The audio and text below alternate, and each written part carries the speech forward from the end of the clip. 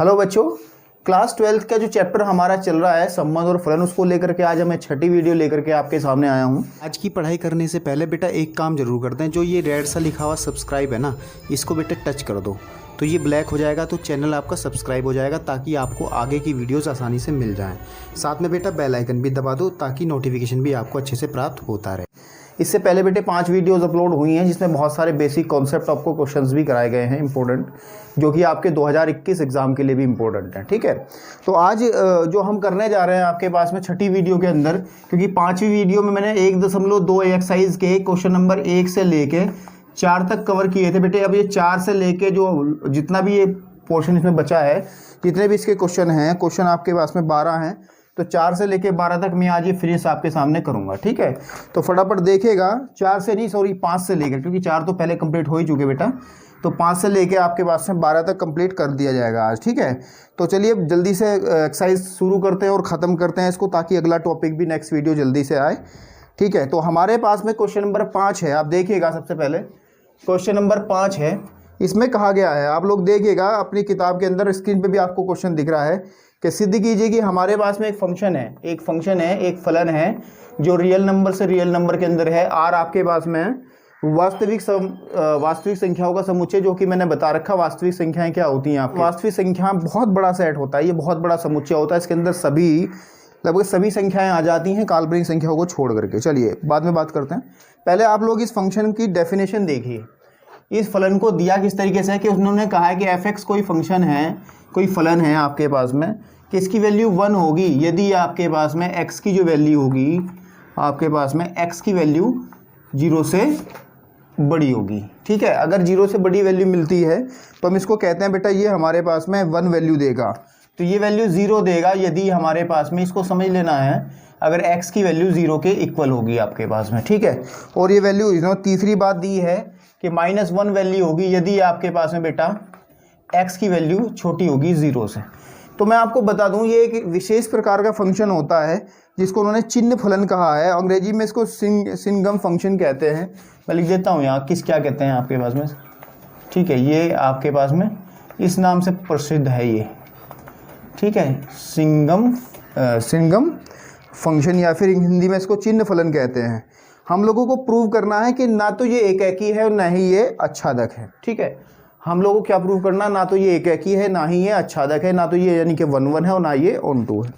अब सिंपल सी बात है, पहले भी हमने बहुत सारे क्वेश्चंस किए हैं पिछली वीडियो से, अगर आप देखोगे तो। लेकिन इसमें एक खास बात आई है जब इसको मैं सॉल्व करूंगा, क्योंकि जितने अब तक क्वेश्चन किए हैं उसमें फलन की केवल एक परिभाषा के बारे में जिक्र हुआ है, परंतु इसके अंदर फलन की 3 परिभाषा हैं अलग अलग स्थिति में, कि अगर 0 से बड़ा है तो 1 बनेगा, x = 0 तो ये बनेगा, x छोटा 0 से तो ये बनेगा। ठीक है, तो अगर हम इसको थोड़ा सा ग्राफ के रूप में भी अगर इसको देखना चाहें तो आप देख सकते हैं कि अगर मैं इसको x एक्सिस y एक्सिस सभी को पता बना लीजिए, इसका ग्राफ मैं तुम्हारे सामने थोड़ा डिस्कस कर रहा हूँ ताकि चीज़ें जो हैं और थोड़ी सी क्लियर होंगी। ठीक है, तो हमारे पास में से कहा कि पहले बीच वाले पॉइंट को पकड़ो, अगर x = 0 है ये यहाँ पे, क्योंकि y होता है, y मतलब आपके पास में आपको पता ही है fx वाली साइड होगी। ऐसा कोई बच्चा तो नहीं है जिसको ये ना पता हो कि y = fx होता है। y = fx हम लेके चलते हैं। ठीक है, ये आपके पास में x की इमेज अंडर f y कहलाती है, हमने कल भी वीडियो में बहुत अच्छे से जोर दे के बताया था। और ये इंडिपेंडेंट वेरिएबल बनेगा आपके पास, स्वतंत्र अक्ष बनेगी, ये x बनेगा आपके पास में। ठीक है, तो उसने कहा कि अगर x = 0 है तो y का मान भी बेटा 0 है, तो यानी कहने की बात ये यहीं पे ही रहेगा। फिर x अगर बड़ा होगा 0 से, बड़ा होने का मतलब इस साइड जाएंगे, है ना। ठीक है, इस साइड जाएंगे, अगर मैं इस साइड जाऊंगा तो आपके पास में x की वैल्यू 1 बनेगी, सॉरी y की वैल्यू कितनी बनेगी, fx की वैल्यू 1 बनेगी। तो 1 कितना बनेगा इसमें, सपोज यहाँ पे 1 बनेगा, तो फिर आपके पास में ग्राफ इस तरीके से जाएगा। यहाँ पे चाहे 1 2 3 आप कुछ भी वैल्यू रखते जाएं तो ये आपके पास में इस तरीके से जाएगा। लेकिन उसने कहा है x = 0 पे, तो यहाँ बेटे मैं छोटी सी एक नोड बना लेता हूँ इस तरीके से। ये ऐसा क्यों बनाया, क्योंकि जब x की वैल्यू 0 है तो y की वैल्यू भी आपके पास में 0 ही रहेगी, यानी कि fx की वैल्यू भी 0 ही रहेगी। इसी तरीके से इस वाली कंडीशन को अगर यूज़ करें तो अगर बाई चांस यहाँ से हम 1 ले इधर की तरफ, क्योंकि अगर x छोटा होगा माइनस में होगा तो माइनस में तो उधर की तरफ ही जाएगा, तो वैल्यू जो है आपके पास में -1 जाएगी फिर y की, तो y की -1 वैल्यू नीचे की तरफ आएगी आपके पास में। ठीक है, और यहाँ पे भी एक नोड हमें बनानी पड़ेगी क्योंकि x = 0 पे जो है वैल्यू 0 है। तो अब हमें इसको दिखाना है बेटा, ये फंक्शन जो है, ये स्पेशल प्रकार का फंक्शन जो है, इसको हमें दिखाना कि ये ना तो 1 1 है बेटा और ना ये ऑन टू है, ठीक है। तो इसको देखने का बड़ा आसान तरीका है, बिल्कुल ठीक बात है। इसको करने का हमारे पास में बड़ा आसान तरीका है। इसमें हम जब भी एक से ज़्यादा डेफिनेशंस, एक से ज़्यादा परिभाषा संबंध की आती हैं, जैसे इसमें 3 परिभाषाएं हैं, तो आप लोग केसेस डिस्कस करते हो, इसमें स्थितियां बताते हो कि केस फर्स्ट 1 1 दिखाने के लिए आपके पास में केस फर्स्ट का मतलब हम प्रत्येक स्थिति में जांच करेंगे कि क्या स्थिति आपकी सही है, क्या प्रत्येक स्थिति में ये 1 1 है। और अगर ये प्रत्येक स्थिति में आपके पास में सिद्ध हो जाता है कि हाँ 1 1 है, तो हम कहेंगे हाँ फंक्शन आपके पास में 1 1 है। तो बेटा अगर हम बात करें सबसे पहली कंडीशन कि अगर x की वैल्यू हम 0 से बड़ी लेके चलें, अब सेट जो था थोड़ा सा दिमाग में भी रखिएगा, ये रियल नंबर से रियल नंबर के अंदर था, ठीक है। तो इस बार जो अवयव लेके चलेंगे 1 1 दिखाने के लिए x1 x2 तो 10 से लेके चलते हैं ना आपके पास में, प्रांत से, डोमेन से। तो हम लोग x ना लेकर के अब लेके चलते हैं कि x1 एंड x2 हम 2 अवयव ऐसे लेके चलो जो 0 से बड़े हैं, बिल्कुल ठीक है। और कहाँ से है ये आपके पास में, ये जो है बिलोंग करते हैं R, यानी कि आपके पास में प्रांत से। कहाँ से? आपके पास में प्रांत से आपके पास में। तो जब इसकी बात हम करेंगे तो आपके पास में ये हम लेके चलते थे f of x1 is equal to f of x2, बिल्कुल ठीक बात है। अगर इस कंडीशन को देखा जाए इसमें कि अगर आपके पास में x की वैल्यू 0 से बड़ी बन रही है, यानी कि x1 x2 0 से बड़ी हैं, तो fx1 fx2 की वैल्यू 1 1 बनती है ना, बिल्कुल ठीक बात है, 1 1 होती है ना। तो यहाँ पे एक आप एग्जाम्पल दे के दिखा सकते हो बेटा, क्या दिखा सकते हो? एक एग्जाम्पल दे करके दिखा सकते हो। क्या एग्जाम्पल दोगे कि उदाहरण आप दे दें और बस बाकी कुछ करने की आवश्यकता नहीं रहेगी। उदाहरण में जब आप लिखेंगे लेट कर लें, मान लीजिए कि x1 हमने 4 मान लिया और x2 हमने सपोज कर लीजिए हमने 6 मान लिया, बिल्कुल ठीक है। तो यहाँ पे आपके पास में x1 x2 कहीं भी आएंगे, लेकिन अगर हमारे पास में x1 x2 4 है, ये इतना है, तो f4 की वैल्यू भी आपके पास में 1 बनेगी, क्योंकि वो कह रहा है कि अगर 0 से बड़ी वैल्यू होगी x की तो हम लोग जो फंक्शन वैल्यू देगा वो 1 देगा। साथ ही साथ f6 की वैल्यू भी आपके पास में 1 ही होगी। तो कहने की बात ये कंडीशन बन रही कि ये चीज़ तो बराबर हो पा रही है, लेकिन हमारे x1 x2 आपस में बराबर नहीं है, ठीक है, नहीं आपस में बराबर नहीं है। लेकिन अगर आपस में बराबर नहीं होंगे तो ये कंट्राडिक्ट करेगा, हमारी बात का विरोध हो रहा है कि ये एक ही नहीं बनेगा, ठीक है। पहले ही केस में आपके सामने ये एक ही प्रूफ नहीं हो पाया, तो 3 केसेस इसमें डिस्कस नहीं करने की कोई आवश्यकता नहीं है, ना तो ये वाला डिस्कस करेंगे फिर ना ये वाला डिस्कस करेंगे। तो कहने की बात ये है आपके पास में जब पहला ही केस ये हार गया तो इसका मतलब ये पूरा का पूरा सिस्टम ही खत्म है, तो ये एक ही नहीं है। तो आप यहाँ लिखेंगे सीधी सीधी बात कि f एक ही, या फिर एक ही इंग्लिश में कहते हैं इंजेक्टिव भी कहते हैं, इंजेक्टिव या 1 1 नहीं है। मैं समझता हूँ आपको ये क्वेश्चन यहाँ तक तो क्लियर हो ही गया होगा। 1 1 तो हमने प्रूव करा कि नहीं है। उसके बाद में बेटा इन्होंने कहा है, ध्यान दीजिए कि नीचे कहा ना आच्छादक है।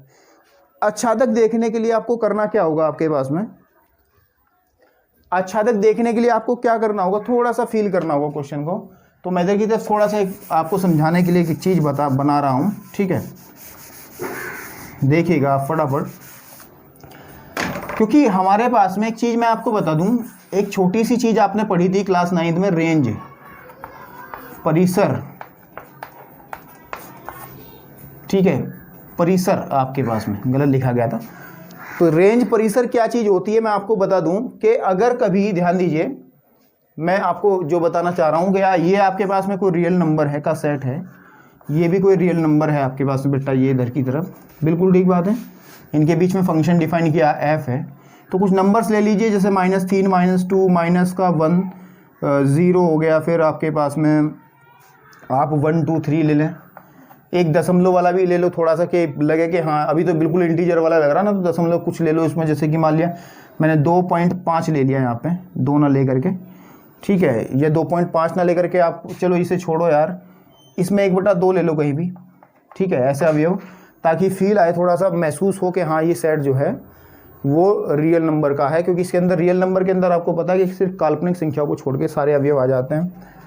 उसी तरीके से इधर की तरफ भी अवयव आप लेंगे, -2 -3 -2 -1, और ले लो 1 ले लो, 0 ले लो, 1/2 ले लो, आप 3 ले लो, इस तरीके से आप कुछ भी ले सकते हैं। तो मेरा कहने का मतलब ये है आपके सामने, ये 1/2 है, ध्यान दीजिएगा इसको, है ना, थोड़ा कंफ्यूज नहीं होना। तो 1/2 हमारे पास में है। अब ध्यान दीजिएगा इसकी रेंज क्या बनेगी, मतलब इस सेट की परिसर क्या बनेगा, परिसर ये होता है कि आपके पास में क्लास 11th का टॉपिक है। अगर मैं बात करूं जैसे थोड़ा सा अदर एग्जांपल की बात करता हूं, इधर ए बी सी है, इधर 1 2 3 है, मैं कह रहा 1 कनेक्ट है इस 2 से, ये भी कनेक्ट इससे है और साथ ही साथ ये कनेक्ट है इससे। तो कहने के बाद इसमें एक अवयव बचा जो कनेक्ट नहीं है, कौन बचा, 3। तो हमारे पास एक सेट बना 1,2 वाला, ये वाला सेट बना जो संबंधित है इधर से, तो ये आपका कहलाता है रेंज, यानी कि ये कहलाता है परिसर। बात ध्यान दीजिए जो मैं कहना चाह रहा हूँ। तो अगर कभी रेंज जो है बेटा वो कोडोमेन के बराबर ना आए, मतलब कोडोमेन तो इसका क्या था, देखिए इसको थोड़ा सा ध्यान से, रेंज हमने निकाली है ये, लेकिन इसका कोडोमेन क्या था, यानी कि सहप्रांत क्या था इसका, ध्यान दीजिएगा। सहप्रांत आपके पास में इसका क्या था, 1 2 3। तो हम कह सकते हैं कि सहप्रांत और रेंज में बड़ा डिफरेंस थोड़ा नजर आ रहा है कि इसमें एक अवयव एक्स्ट्रा है, इसमें कम है। तो अगर कभी सहप्रांत और जो आपकी रेंज है यानी कि परिसर है अगर बराबर ना आए तो वो फलन अपने आप में आच्छादक नहीं होता, आच्छादी नहीं होता, ऑनटू नहीं होता, या फिर सर्जेक्टिव नहीं होता, ये कह सकते हैं। कहने की बात ये है हमारे पास में कि देखो इस केस में इसमें एक एलिमेंट 3 है, अगर बाई चांस ये 3 भी किसी से ऑक्यूपाइड हो जाता, मान लिया यहाँ डी कोई एलिमेंट आता ए बी सी डी और इससे कनेक्ट हो जाता, तो तीनों के तीनों एलिमेंट जो है इससे कनेक्ट हो जाते, तो रेंज आपकी फिर बनती बेटा यहाँ 1 2 3, 1 2 और 3, और इधर कोई भी अवयव ऐसा नहीं था जो कनेक्शन नहीं रख रहा है पिछले अवयव से। और ये रेंज, ये आपके पास में जो परिसर है यानी कि रेंज जो है वो भी आपकी कितनी आ जाती, 1 2 और 3 आ जाती। तो ये जब दोनों बराबर आ जाते हैं ना, सहप्रांत और सहप्रांत, तो हम कहते हैं बेटा कि ये ऑनटो फंक्शन हो जाता है। तो इसमें प्रूव करने के लिए हम लोगों को बस सिर्फ थोड़ा सा राइटिंग वर्क ही करना है कि हम लोग देख रहे हैं कि इसकी जो रेंज बनेगी, जो इसकी रेंज बनेगी बेटा, उसको मैं लिख देता हूँ आपके सामने, थोड़ा सा रफ कर लीजिएगा ये वाली एग्जांपल जो समझाई थी, क्योंकि लिखना ही पड़ेगा क्वेश्चन करने के लिए, ठीक है। तो हम इसको ऐसे भी लिख सकते हैं कि हमारे पास में ऑनटो दिखाने के लिए, चूंकि ठीक है जो रेंज है आपके पास में, ठीक है, क्या है, रेंज, ये स्पेलिंग होती है, सही है ना। रेंज जो है वो कितनी बन रही है इस फंक्शन के हिसाब से, वो बन रही है 1 0 -1। इसके अलावा कोई भी अवयव आपके पास में उपलब्ध नहीं है। आप खुद भी देख लीजिए, चाहे कोई भी वैल्यू दीजिए x की, तो केवल ये मिलेगा, या तो 1 मिलेगा या 0 मिलेगा या -1 मिलेगा, इसके अलावा आपको कोई चीज़ मिलेगी नहीं। बिल्कुल ठीक बात है। तो लेकिन हमारे पास सेट जो है, ये जो डोमेन है, ठीक है, ये जो डोमेन है, सॉरी कोडोमेन जो है, वो तो रियल नंबर का सेट है, वो इतना छोटा सेट तो नहीं है। तो हम लोग क्या करेंगे, हम लोग एक चीज़ दिखा देंगे कि ये जो रेंज आई है वो सबसेट है आर का, ठीक है। और अगर कभी सबसेट आर का हो जाता है आपके पास में, अगर कभी सबसेट हो जाता है आर का, तो हम कहते हैं, ठीक है, हम कहते हैं हमारे पास में कि ये जो है आपके पास में आच्छादक नहीं है, ठीक है। एक चीज़ और, अगर ये समझ में नहीं आ रही लैंग्वेज, तो फिर वही कंडीशन आप यूज़ कर लीजिएगा। अभी हमने बताया था कि रियल नंबर इधर की तरफ बहुत सारे नंबर होंगे, -2 -3 -2 -1, ठीक है, ऐसे 0 1 2। तो आप यहाँ भी लिख सकते हैं कोई एक एलिमेंट अगर उठा, जैसे -3, कि -3 बिलोंग्स टू आर। आर क्या है हमारे पास में, कोडोमेन है ना, क्या है, कोडोमेन, ठीक है। कोडोमेन का आर जो प्रांत के यानी कि डोमेन के, प्रांत यानी कि डोमेन के किसी भी अवयव की, किसी भी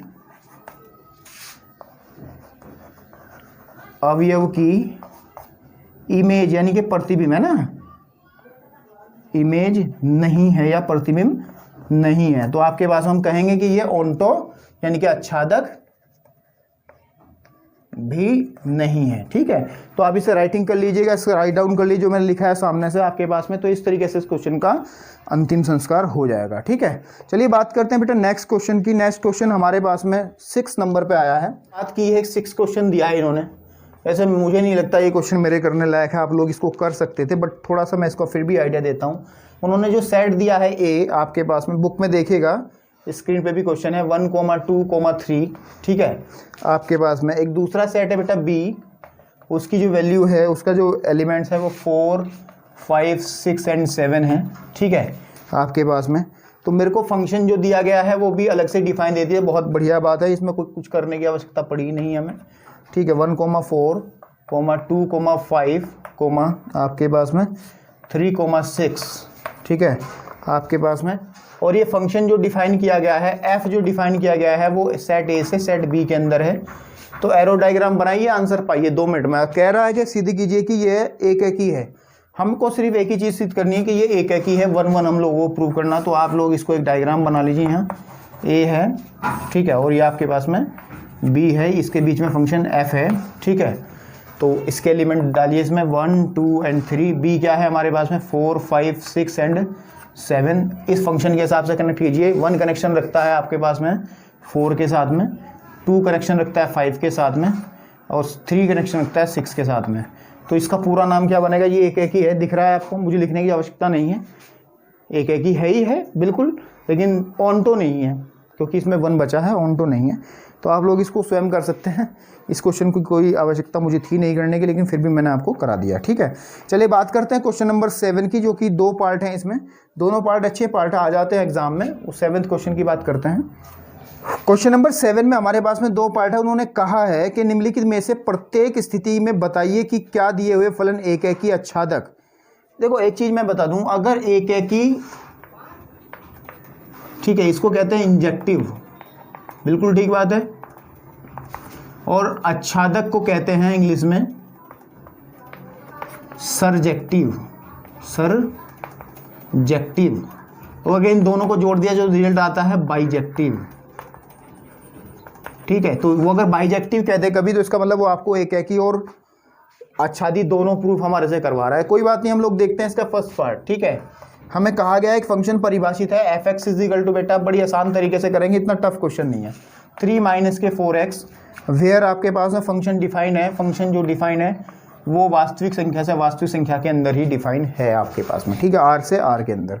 तो सबसे पहले हम इसको एक एक ही देखते हैं बेटा। एक एक ही देखने के लिए या तो हेडिंग डालो या करना शुरू कर दो। एक एक यानी कि 1 1 देखेंगे, यानी कि इंजेक्टिव हम इसको चेक करेंगे। तो उसके लिए हम 2 एलिमेंट लेकर के चलते हैं, x1, x2। डेफिनेशन केवल लेकर, कोई टेंशन वाली बात नहीं। r में से, लेकिन r कौन सा, क्योंकि 2 r हैं, there is 1 r here and ये आप, ठीक है। तो ये डोमेन कोडोमेन सेम है इसकी, ठीक है। तो हम इसको कह सकते हैं ये लेकर के चलते हैं हम हमेशा डोमेन में से, है ना। डोमेन हिंदी में लिख लो, कोई दिक्कत वाली बात नहीं है, अंग्रेजी में लिख लो, बस सही लिखा होना चाहिए बेटा।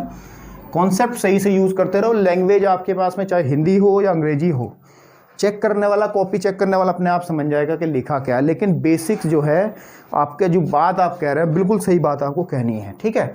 तो बात कर लेते हैं बेटे। सबसे पहले हम fx1 इजिकल टू fx2 लेकर के चलते हैं, ठीक है। तो यानी इस डेफिनेशन के हिसाब से 4 माइनस के x1 इजिकल टू 3 माइनस के 4x1, ठीक, x2, है ना, राइट। जब इसको आप सिंप्लीफाई करोगे बेटा, मुझे करने की आवश्यकता नहीं, x1 इजिकल टू x2 आ जाएगा, डेफिनेट सी बात है। आप लोग देखिए कि 3 से 3 कटेगा, 4 से 4 कैंसिल आउट, तो x1 इजिकल टू x2 आ जाएगा। तो हम बिल्कुल सीधी सीधी बात कर लेंगे, इट इज़ आपके पास में ये क्या है, ये एक एक ही है ना, लिख लोगे आप एक एक ही है। अब बात करते हैं दूसरी कंडीशन की, जो कि आच्छादी है, जो कि कल भी मैंने एक क्वेश्चन करा के दिखाया था इस तरीके के क्वेश्चन। आच्छादक प्रूव करने के लिए, आच्छादक प्रूव करने के लिए हम एलिमेंट बेटे इसमें से लेके चलते हैं y। हम एक y एलिमेंट लेके चलते हैं r में से, यानी कि आपके पास में कोडोमेन। फिर कह रहा हूँ आपकी लैंग्वेज कुछ भी लिखें, लेकिन सही बात लिखें, ठीक है। कोडोमेन से, यानी कि इस वाले से हमने y लेकर के, इसके कोरस्पोंडिंग हमें इधर की तरफ एक x एलिमेंट मिलना चाहिए कि y इज इक्वल टू किसके होना चाहिए, fx के होना चाहिए। बिल्कुल ठीक बात है, y is equal to fx के आपके पास में होना चाहिए। इन्होंने कहा है कि इसको बाइजेक्टिव, यानी कि बाइजेक्टिव मतलब एक है कि आच्छादी प्रूव करना है आपके पास में। तो इसको ऑन्टो प्रूव करने के लिए बेटा हम लोग क्या करते हैं, ठीक है, हम एक एक्स वाई एलिमेंट लेके चले इधर से, जो जिसके कॉरस्पॉन्डिंग हमें दिखाना है कि एक्स एलिमेंट इधर से मिलेगा। तो y इज इक्वल टू बेटे हमारे पास इसकी जो वैल्यू है, आप थोड़ा सा इजी पड़ेगा, इसको F X is equal to Y लिख लो, थोड़ा सा इजी पड़ेगा आपके पास में। और एफ एक्स की जो वैल्यू है डेफिनेशन के हिसाब से वो दे दो, 4 माइनस के X is equal to Y. यहाँ से x की वैल्यू आप निकालिएगा, जैसे मैंने कल भी बताया था ऑन टू सिद्ध करने के लिए। तो 4x is equal to Y minus के 3, बिल्कुल ठीक है, माइनस का, दैट इज इसको जब x इज इक्वल टू करेंगे तो 3 माइनस के y अपॉन 4 आ जाएगा। देख लीजिए आप कैलकुलेशन करके, यानी कि x की जो वैल्यू है वो आ जाएगा 3y अपॉन 4। अब हम क्या करते थे, यहाँ करके हम इसकी f इमेज लेते थे दोनों साइड, क्योंकि हमें fx is equal to Y दिखाना है, तो इसकी भी f इमेज लेंगे हम इधर की तरफ, ठीक है।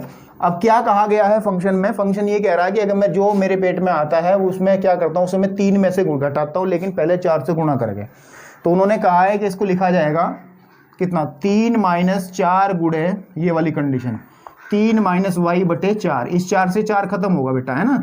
3 माइनस 3 प्लस वाई, और 3 से 3 खत्म होगा तो I is equal to Y, F X is equal to आ गया वाई। तो ये एक तरीका है, एक ट्रेडिशनल तरीका है ऑन्टो सिद्ध करने का। अगर F X is equal to Y आ जाता है तो हम लोग कहते हैं कि ये ऑन्टो फंक्शन है। ठीक है, ऑन्टो मतलब आच्छादक है, ये एक ही आच्छादक। और जब ये दोनों कंडीशन प्रूफ हो गए तो आप कह सकते हैं ये एक ही आच्छादी यानी कि बाइजेक्टिव है। क्या है बेटा, ये बाइजेक्टिव है। ठीक है, मैं समझता हूँ क्वेश्चन अच्छे से समझ में आया होगा, इसको उतार लीजिए। क्वेश्चन नंबर 8 है। एक्चुअली क्वेश्चन में है कुछ नहीं इसमें, लेकिन थोड़ा सा अलग चीज़ इन्होंने दी है। इस बार हमें कहा है इन्होंने बेटा कि ए और बी दो सेट है कोई भी। ठीक है, ठीक है, सिद्ध हमें करना है कि F of A cross B से बी क्रॉस ए, ये फंक्शन जो है डिफाइन है ना, वो ए क्रॉस बी से बी क्रॉस ए में डिफाइन है। ये बहुत इंपॉर्टेंट चीज़ है, क्योंकि अब तक हमें केवल सेट देते थे, यहाँ पे एक समुच्चय देते थे कि वास्तविक संख्याओं से वास्तविक में होगा, रियल से रियल में होगा, है ना, या आपके पास में प्राकृतिक से लेकिन इसमें क्या कहा गया है बेटा, इसमें दो समुच्चयों की कार्तीय गुणनफल इन्होंने करवाया है, कार्टेशियन प्रोडक्ट हमें कराया है, तो कोई दिक्कत वाली बात नहीं है। और फंक्शन जो दिया है, डेफिनेशन ये कह रही है कि अगर हमारे पास में फंक्शन ये है कि एफ ए बी जो है ना बेटा, वो बराबर है बी ए के, यानी कि जो इसके पेट में आएगा वो उसका रिवर्स कर देगा, उल्टा कर देगा। तो इसको प्रूव करने के लिए बेटा एक एग्जाम्पल लेके चलते हैं। ठीक है, एग्जाम्पल से सारी बात क्लियर हो जाएगी। तो हम लेके चलते हैं, सपोज ए हमारे पास में लेके चलते हैं 1, 2, 3, और आपके पास में बी सपोज लेके चलते हैं ए, बी। बिल्कुल ठीक बात है, ए, बी ले लो या कुछ भी, चलो ए बी इसमें यूज़ हो रखे हैं, तो आप इसमें मेरे हिसाब से पी क्यू लेके चलो। ठीक है, पी क्यू हम लेकर के चलते हैं। तो सबसे पहले आप निकाल लीजिए ए क्रॉस बी, यानी कि आपको पहले डोमेन निकालना आवश्यक है इस सेट का। तो वो होगा इसकी कार्टेशियन प्रोडक्ट किसी साथ में, तो 1, पी 1, क्यू। ठीक है, इस तरीके से हमारे पास में 2, पी 2, क्यू। ठीक है बेटा, फिर आपके पास में आएगा 3, पी, ठीक है, और 3, क्यू। ठीक है, और इनके बीच में भी आपके पास में कोमा लगाना, क्योंकि अलग अलग अवयव है। ठीक है बेटा, फिर हम बात करते हैं बी क्रॉस ए का। बी क्रॉस ए चाहे आप निकाल लो या फिर इसी का रिवर्स कर सकते हो आप लोग, क्योंकि बी क्रॉस ए निकालने का तरीका वही होता है कि इसके कर्मित गुण जो इसके ऑर्डर्ड पेयर हैं उसको हम उल्टा कर लेते हैं। ये आ जाएगा पी, 1, चाहे आप देख लीजिए दोबारा इनकी करके, जब आप इसकी मल्टीप्लाई इसके साथ में करेंगे तो यही आएगा जो मैं बता रहा हूँ। फिर आपके पास में क्यू, 1, ठीक है, फिर आ जाएगा आपके पास में पी, 2, फिर आ जाएगा क्यू, 2, फिर पी, 3, फिर क्यू, 3 आपके पास में। तो ये आपका आ गया, क्योंकि ये तो डोमेन बना, प्रांत ये सह प्रांत फंक्शन के हिसाब से। हम लोगों को कह रहा है कि सिद्ध करो कि ये बाइजेक्टिव है, एक है कि आच्छादक है। तो आप लोग इसको राइट डाउन कर लीजिए, थोड़ा सा यहीं से दिख जाएगा। ठीक है, इसमें ये वाले अवयव लिखो, 1, पी 1, क्यू 2, पी 2, क्यू, बिल्कुल ठीक है, 3, पी 3, क्यू, ये आ गया है ना। ये हमारे पास में क्या है, ए क्रॉस बी है ना, ये लिखो यहाँ पे। फिर हमारे पास में बी क्रॉस ए क्या बनेगा बेटा, पी, 1 क्यू, 1, ठीक है। उसके बाद में पी, 2 क्यू, 2 आपके पास में, फिर पी, 3 और फिर क्यू, 3। तो ये आपके पास में इसका कोडोमेन। अब फंक्शन के हिसाब से इसको कनेक्ट कीजिए कि अगर हमारे पास में ए बी है तो बी ए निकल के आएगा, यानी कि क्रम बदल जाएगा। 1, पी संबंध रखेगा पी, 1 से, 1, क्यू संबंध रखेगा क्यू, 1 से, 2, पी इससे, ये इससे, ये इससे और ये इससे। अब मुझे कुछ कहने की ज़रूरत है क्या? आप लोग देखिए, क्या मुझे कुछ कहने की आवश्यकता है? आप लोगों को सबको दिख रहा है कि ये 1 भी है, ये ऑन्टो भी है। इसको आराम से उतार लीजिए। इसी तरीके से आपको लिखना है, लैंग्वेज बना करके आप लिख सकते हैं। ठीक है, क्या लिखेंगे? तो बेटा लैंग्वेज बना करके इसकी आप लिखेंगे तो आप आसानी से इस क्वेश्चन को कर पाएंगे। बिल्कुल ठीक बात है। तो आप लोगों को क्वेश्चन ये जो है, लैंग्वेज कैसे बनाओगे इसकी? बना दोगे कि उपरोक्त उदाहरण से स्पष्ट है कि हमारे पास में दिया गया फंक्शन एक है कि और आच्छादक है, बस फालतू चीज़ें नहीं लिखनी है। क्वेश्चन नंबर 9 इसकी थोड़ी सी और अच्छी बात है। क्वेश्चन नंबर 9 को करते हैं। चलिए, क्वेश्चन नंबर 9 क्या कह रहा है हमारे पास में, थोड़ा सा ये भी डबल डेफिनेशन वाला है कि हमारे पास एक फंक्शन है एफ एक्स की जगह fn बदल दिया, कोई बात नहीं, कि इसकी वैल्यू n+1 होती है बाय 2 होती है बेटा। अगर हम यदि बात करें, ठीक है, यदि हम बात करें n विषम हो, विषम मतलब ओड नंबर हो, ठीक है, अगर विषम संख्या है तो ये वैल्यू आएगी अगर सम संख्या है तो बेटे ये वैल्यू आएगी, यदि हमारे पास n जो है वो क्या है, सम है। तो दो डेफिनेशन है और फंक्शन जो डिफाइन है ना बेटा, फंक्शन जो डिफाइन है वो नेचुरल नंबर से प्राकृतिक संख्या के बीच में है। इसको देख करके बहुत खुशी होती है क्योंकि प्राकृतिक संख्याओं वाला समुच्चय जो होता है बहुत आसान तरीके से हल हो जाते हैं।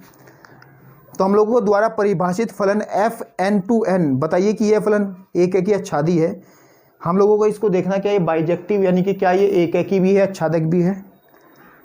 अपने उत्तर का औचित्य भी बताइए। यार बता रहे हैं अभी, कोई दिक्कत वाली बात नहीं है। तो इसको करने के लिए बेटे इसमें भी हमारे पास में क्या रहा, इसके अंदर हमारे पास में जो है दो चीज़ें हैं। इसमें भी हमारे पास में क्या है, दो चीज़ें हैं, दो डेफिनेशन दे रखी हैं। तो उसमें एक एक ही प्रूव करने के लिए आपको दो डेफिनेशन लगानी पड़ेंगी। सबसे पहले केस फर्स्ट की बात करते हैं, ठीक है। केस फर्स्ट में क्या करा जाएगा, इसमें केस कितने बनेंगे मैं आपको बता रहा हूँ, देखो ध्यान से देखिएगा। इसमें केस कितने बनेंगे, अगर हम x1 x2 दोनों ही विषम लेकर के चलें, एक केस बेटे ये बनेगा, ध्यान दीजिएगा जो मैं लिख रहा हूँ।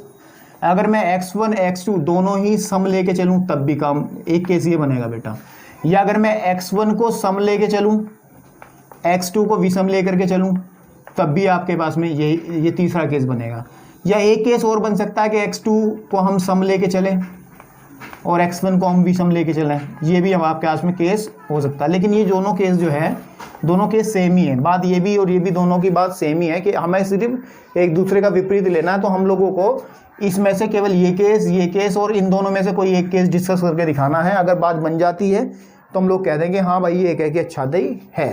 तो केस फर्स्ट में हम करते हैं, सपोज x1 एंड x2 आपके पास में दोनों हम विषम लेकर के चलते हैं, बिल्कुल ठीक है। और जब हम इसको विषम लेके चलेंगे तो हम f of x1 is equal to f of x2 अगर लेके चलें तो विषम वाली परिभाषा, अगर n विषम होता है तो हमारे पास में जो वैल्यू आएगी वो आएगी x1 + 1/2 इजिकल टू x2 + 1/2। और इससे आप सीधी सीधी बात कर सकते हो x1 इजिकल टू x2। इनके केस फर्स्ट तो कह रहा है, केस फर्स्ट तो कह रहा है कि ये 1 1 है, बिल्कुल ठीक बात है। अब बात करते हैं केस सेकंड की। केस सेकंड में हम लेकर के चलते हैं कि अगर x1 x2 विषम हो, x1 एंड x2 क्या हो, विषम नहीं सॉरी सम हो, अगर ये सम हो, ठीक है, तो फिर वही f of x1 is equal to f of x2 लेकर के अगर बेटा हम चलें तो कहने की बात ये है कि हमारे पास डेफिनेशन ये है कि अगर सम होगा तो ये डेफिनेशन यूज करेंगे, x1/2 बराबर x2/2, 2 से 2 कैंसिल आउट होगा। This implies x1 is equal to x2। यहाँ तक भी एक बात बन रही है कि ये आपके पास में 1 1 है। इन दोनों केसेस में क्या है, ये 1 1 है। अब बेटा हम बात करते हैं तीसरे केस की, ठीक है। अब तक अगर हमारे पास में ये, अगर ये आपको बाई चांस कभी ऐसा आता प्रूव करने के लिए कि इसकी जांच करनी होती तो बहुत सारे बच्चे ये करते, एक केस को डिस्कस करके ये सीधे इसको 1 1 कह देते। लेकिन इसमें एक खास बात है, जब हम इसके केस थर्ड की बात करते हैं, केस थर्ड का डिस्कशन जब हम करते हैं, यानी कि x1 को तो मैं बोल देता हूँ सम है बेटा, है ना, और x2 को मैं बोल देता हूँ विषम है। ये दोनों डिफरेंट चीज़ लेके चलो, इन दोनों में से कोई एक डिस्कस कर दो, काम बन जाएगा, क्योंकि ये दोनों बातें एक ही चीज़ को प्रदर्शित कर रही हैं। तो बेटे हम लोग जब इसको करेंगे तो f of x1 is equal to f of x2, लेकिन डेफिनेशन के हिसाब से x1 सम है तो इसकी परिभाषा ये नीचे वाली लगेगी n/2 यानी कि x1/2 बराबर आपके पास में, ठीक है, बराबर आपके पास में x2 की परिभाषा लगेगी ऊपर वाली, क्योंकि x2 विषम है, x2 + 1/2, ये 2 से 2 कटेगा, x1 इजिकल टू x2 + 1। अब इस कंडीशन से क्या आप कह सकते हो कि x1 इजिकल टू x2 है? कभी भी नहीं होगा, क्योंकि ये साफ साफ कह रहा है कि x1 जो है x2 से एक ज़्यादा है। तो इस कंडीशन से कभी भी आपके पास में बेटा x1 इक्वल टू x2 नहीं होगा। तो उससे आप इंप्लाइज करके लिख सकते हो कि x1 does not equals to x2, ये कि x1 is equal to x2 कभी नहीं होगा आपके पास में। तो जब ये नहीं होगा, केस थर्ड में जाके इसकी बात खराब हुई, केस थर्ड जब आपके पास सामने आया तो इसकी हालत ख़राब हुई। तो हमने कहा कि ये बेटे हमारे पास में ये एक एकी नहीं है, बिल्कुल ठीक है। अब उन्होंने कहा है एक एकी आच्छादी यानी कि बाइजेक्टिव। बाइजेक्टिव में दो केस होते हैं, मैंने बताया कि एक तो एक एकी होना जरूरी है, एक आच्छादी होना जरूरी है। अगर आप क्वेश्चन को यहीं भी छोड़ेंगे ना एग्जाम के अंदर, उसने कहा है एक एकी आच्छादी प्रूव करने के लिए, जब एक एकी नहीं है तो एक एकी आच्छादी कैसे हो जाएगा? यानी कि जब 1 1 ही नहीं है, इंजेक्टिव ही नहीं है, तो बाइजेक्टिव तो होने का मतलब ही पैदा नहीं होता भाई। तो आप यहाँ भी छोड़ सकते हैं, लेकिन अपनी मन की संतुष्टि के लिए हम इसका ऑन टू भी चेक करेंगे, बिल्कुल ठीक है, इसका ऑन टू भी हम चेक करेंगे। चलिए चेक करते हैं, थोड़ा बोर्ड ज़रा रफ कर लीजिए थोड़ा सा। चलिए ऑन्टो चेक करते हैं आपके पास में। ऑन्टो में हमारे पास जो फंक्शन है वो कहाँ से बेटा, नेचुरल नंबर से, नेचुरल नंबर के थोड़ा सा डायग्राम से सीखने का प्रयास करते हैं। Natural number 1 2 3 4 5 6 and so on, इधर 1 2 3 4 5 6 7 एंड सो ऑन, ऐसे आएंगे natural number two natural number. ये फंक्शन आपके पास में है। तो हम लोग इसको कनेक्शन देखते हैं बेटा, ठीक है, कि अगर हम 1 लेके चलें, 1 विषम है ना, ठीक है, तो यहाँ लिख लेते हैं F1 अगर हम लेकर के चलते हैं तो ये आ जाएगा 1 + 1/2 डेफिनेशन से, तो 2/2 दैट इज़ 1, यानी कि रिजल्ट आता है 1, तो 1 रखेगा कनेक्शन 1 के साथ में, बिल्कुल ठीक है। अगर F2 लेके चलते हैं बेटा तो हमारे पास में आ जाएगा, क्योंकि 2 सम संख्या है तो डेफिनेशन नीचे वाली काम करेगी, 2/2, 2 एकम 2, ये आ जाएगा 1, तो यानी कि 2 भी कनेक्शन रखेगा 1 से, बिल्कुल ठीक है। मैनी 1 तो बन रहा है ये, वो तो पहले हमने देखा था कि ये एक एक ही तो होगा ही नहीं, पैसे जो हमने डिस्कस किया अभी थोड़ी देर पहले, एक एक ही तो हमने था ही नहीं है, देखो दिख भी रहा है एक एक ही नहीं है। फिर F3 की वैल्यू बात करें बेटा, हमारे पास में आ जाएगा, विषम है तो 3 + 1/2 दैट इज़ 4/2 आपके पास में कैंसिल आउट, 2 निकल करके आ जाएगा, बिल्कुल ठीक है, तो यानी कि 3 का कॉन्टैक्ट रखेगा 2 से। फिर ऐसी F4 की वैल्यू हम निकालेंगे तो आपके पास में 4/2 ये भी 2 आ जाएगी, ठीक है, तो हमारे पास 4 भी कनेक्शन रखेगा 2 से। तो मैं क्या देख रहा हूँ, ये सारे के सारे अवयव इस तरीके से ऑक्यूपाइड हो जाएंगे, आप वैल्यू रखते जाओगे तो सारे के सारे वैल्यूज इधर की तरफ जो है कनेक्शन, देखो 1 2 ऐसे ही किसी भी वैल्यू को आप रखोगे तो उधर की तरफ वैल्यू निकलती चली जाएगी। या फिर आप ये भी देख सकते हैं कि 7 जो है, 7 को देखिए जरा, क्या 7 इधर की किसी अवयव का इमेज है? बिल्कुल होगा, क्योंकि इधर 14 अगर आएगा तो 14 जो है, अगर 14 इधर आएगा तो वो 7 के साथ में कनेक्शन रखेगा। तो कहने की बात ये है बेटा, हमें साफ साफ दिखाई दे रहा है कि ये बेटे ऑन टू भी है। तो आप इतना लिखने के बाद में आप एक लाइन लिखेंगे यहाँ पे कि क्या, ठीक है, चूंकि प्रत्येक y belongs to n, n कौन सा, सह प्रांत वाला, प्रत्येक जो हमारे पास में y है, y मतलब ये जो अवयव इधर वाले हैं, ठीक है नहीं, डोमेन प्रांत के, ऐसे लिखें, प्रांत के किसी ना किसी अवयव, किसी ना किसी अवयव, किसी ना किसी अवयव का प्रतिबिंब, यानी कि इमेज, प्रतिबिंब है, अतः ये आपके पास में ऑन्टो है। ये आपके पास में ऑन्टो बनेगा, लेकिन 1 1 नहीं है, तो आप इसका मतलब ये एक एक आच्छादी फंक्शन नहीं होगा। तो आप लैंग्वेज बना के लिख लीजिएगा, ठीक है। एक क्वेश्चन बहुत इंपॉर्टेंट बचा है इसमें, क्वेश्चन नंबर 10, उसकी बात करते हैं अब, है ना। इसमें थोड़ा सा बेटे एक क्वेश्चन है लैंग्वेज से डील, इसमें क्वेश्चन लिखा है क्वेश्चन नंबर 10, जो कि लैंग्वेज में थोड़ा सा अजीब लिखा है। इन्होंने कहा है कोई सेट ए है, डेफिनेशन को समझिएगा, मैं आपको समझाऊंगा। वो r माइनस रियल नंबर में से अगर मैं 3 को हटा दूं तो जितने बचे हुए एलिमेंट बनेंगे वो आपके पास में a में जाएंगे। b जो सेट है आपके पास में, इसके अंदर r में से, अगर हम किस में से, r में से 1 को घटा दें, यानी कि एक अवयव 1 को निकाल दें, तो आपके पास में b निकल के आएगा। फंक्शन डिफाइन किया भाई जी ने, अजीब सा फंक्शन है, कहा है कि x - 2/x + x - 3 ये फंक्शन है, और फंक्शन जो डिफाइन किया है वो a to b है, a to b है, डोमेन a कोडोमेन b। तो क्या पूछा गया है, क्या ये एक है कि आच्छादी होगा, ठीक है, इसको हमें पूछा गया है बेटा, ठीक है। तो कोई दिक्कत वाली बात नहीं है, बहुत आसानी से इस क्वेश्चन को प्रूफ किया जाएगा। सबसे पहले हम लोग क्या करेंगे, ठीक है, हम लोग इसको एक एक ही प्रूव करने जाएंगे, अगर ये बात बनी तो, है ना। ये a है, ये आपके पास में b है, ये a भी रियल नंबर ही है मान के चलो, लेकिन आपको केवल 3 जो है, क्योंकि रियल नंबर में कहीं ना कहीं 3 आता है, उस 3 को अगर हटा दें तो जो बच्चा पूरा का पूरा वो सेट a बनेगा। ऐसे ही b जो है उसमें से अगर 1 हटा दें, रियल नंबर में से 1 को हटा दिया तो b सेट बनेगा, ठीक है, आपके पास में। तो हम लोगों को सिद्ध करने के लिए हम क्या करते हैं, देखो इसमें से 2 अवयव लेके चलेंगे। सपोज कर लीजिए x1 x2 हम लेकर के चले, बिल्कुल ठीक बात है, x1 और x2 लेकर के चले, ठीक है।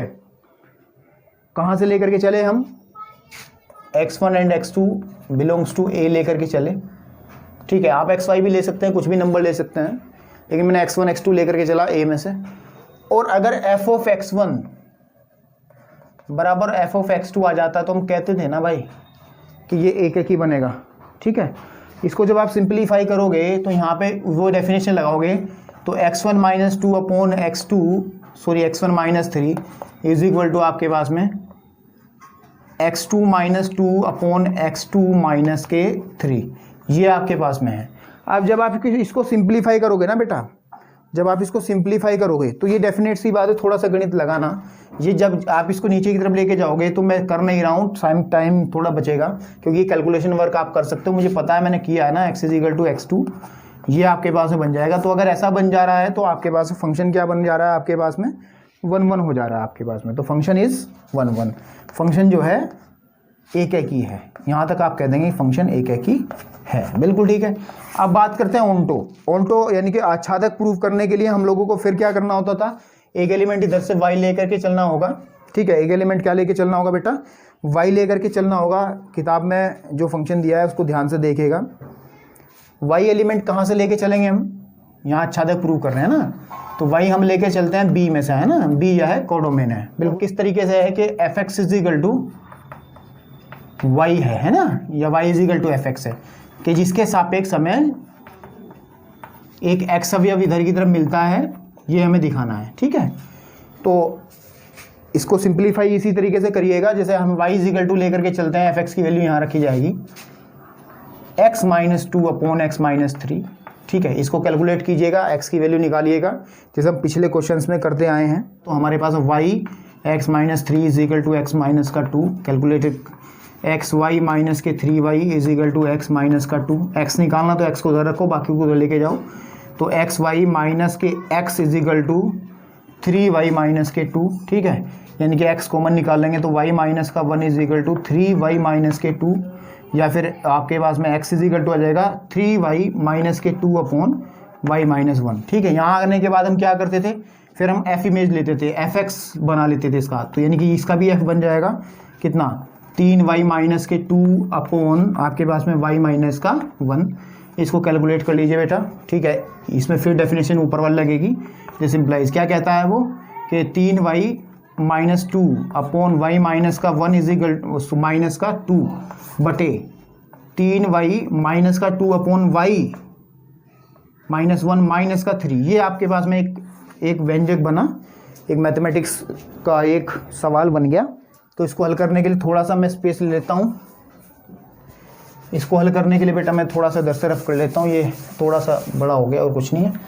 तो जब इसको एफ एक्स इजिकल टू हम बात करेंगे, एफ एक्स इजिकल टू इसका जब एलसीएम लेंगे तो आ जाएगा 3y माइनस का, आप लोग कैलकुलेट कर सकते हो, 2y प्लस का 2। ठीक है, देखिएगा y माइनस का 1 है ना, नीचे की तरफ आ जाएगा 3y माइनस का 2 माइनस का 3y प्लस का 3 बटे y माइनस का 1।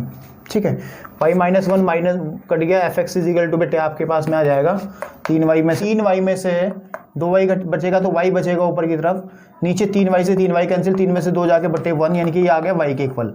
एफ एक्स इजिकल टू आगे बटे y। और अगर ऐसा आ जाता, हम लोगों ने बताया ये जो तरीका है इस तरीके से काम को करने का, ये बेटे क्या है, ये आच्छादक प्रूव करने का। लिख देंगे यहाँ अतः, यहाँ लिख देंगे अतः f आपके पास में आच्छादी है, और f एक ही भी था आच्छादी भी था, तो ये दोनों हो गए एक ही आच्छादी, यानी कि आपके पास में कंडीशंस प्रूफ हो गई। ठीक है, तो बेटे मैं समझता हूँ कि जितने भी क्वेश्चंस हैं आपको बड़े लॉजिक के साथ मैंने समझाने का प्रयास किया है, और बहुत सारे क्वेश्चंस ऐसे हैं बेटा कि जो मैंने बहुत डिटेल से समझाने का प्रयास किया। आप लोगों को उम्मीद है कि मुझे लग रहा है कि आप लोगों के पॉइंट समझ में आएंगे। बेटे देखिएगा, और इन चीज़ों को छोड़ के आपको कोई फ़ायदा नहीं होगा। अगर ज़िंदगी में कुछ करना चाहते हो, आगे की तरफ बढ़ना चाहते हो मैथमेटिक्स को लेकर के, तो ये चीज़ें तो बेटे कहीं ना कहीं आपके सामने आएंगी ज़रूर। तो आपको इनको सीख लेना बहुत ज़रूरी है, बहुत अच्छे से सीख लेना ज़रूरी है। और मैं समझता हूँ अगर आप लोग मेरी सारी वीडियोज़ को लगातार देखेंगे तो इस चीज़ को लेकर के कभी भी आपको कोई प्रॉब्लम नहीं आएगी। इसके अंदर बेटे 11वां क्वेश्चन 12वां क्वेश्चन में बिल्कुल भी छेड़ूंगा नहीं। ये बहुविकल्पीय प्रश्न है, आप लोग स्वयं चर्चा कीजिए, दिमाग लगाइए थोड़ा सा बैठ के, और अगर नहीं होता तो कमेंट बॉक्स में बताइए किस पॉइंट में जाकर के आपको दिक्कत है। ठीक है, 11वां और 12वां आपके लिए होमवर्क है। तो ये बेटे एक्सरसाइज आपकी फिनिश हो गई है। कल हम एक नई टॉपिक के साथ में फिर से आपके सामने उपस्थित होंगे और एक बेहतरीन टॉपिक आपके सामने डिस्कस करेंगे। बेटे जाने से पहले अगर वीडियो अच्छा लगा हो तो बेटे लाइक कर दीजिए, चैनल को सब्सक्राइब कीजिए, शेयर कर दीजिए अगर आपको चाहते हो कि आपके दोस्तों को भी थोड़ा लाभ हो। ठीक है, आज के लिए इतना ही बेटा, धन्यवाद।